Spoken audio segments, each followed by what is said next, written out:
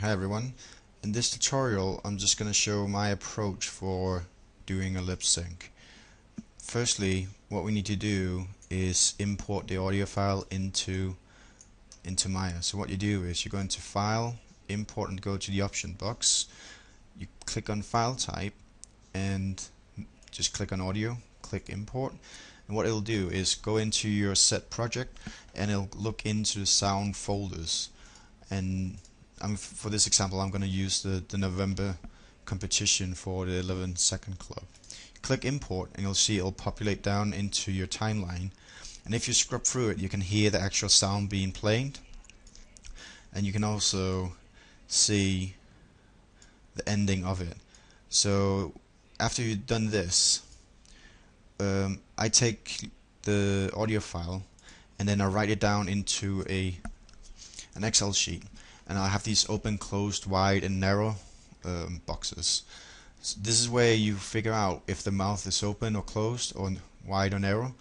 A trick for doing the open and closed is to put your hand into a fist, put your elbow on a table and then place your chin on your fist, and when you speak it will force your head to move back when it's on open, so it's fairly easy to figure out when it's open or closed. Really important to do is speak at normal pace, because if you speak slower you tend to open your mouth on words you wouldn't normally do.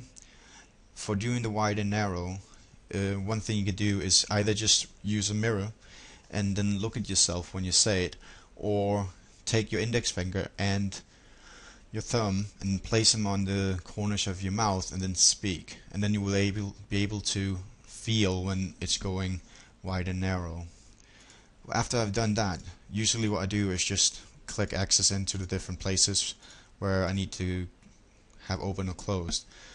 What I do that is then go into Maya, find the different words, and then just basically go in and finding out what position I want the mouth to be in when it's open and closed, and then just keyframe that.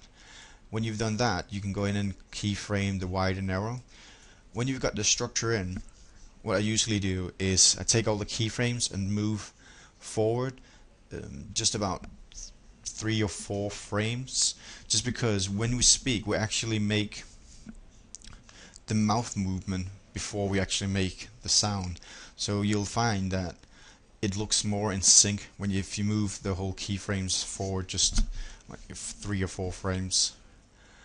In case you need to change your audio file or just remove it from the timeline, what you do is you go to Window, Animation Editor, Tracks Editor, and if you expand the soundtrack you'll see the sound there, and also if you can scrub through here and hear the sound. So what you basically do is just click it and delete it. But after you imported it and done your structure, then you can go down and start polishing with maybe doing some secondary animation on the lips, like how the lips curl, if it's if you say certain words where the underlip curls in towards the teeth.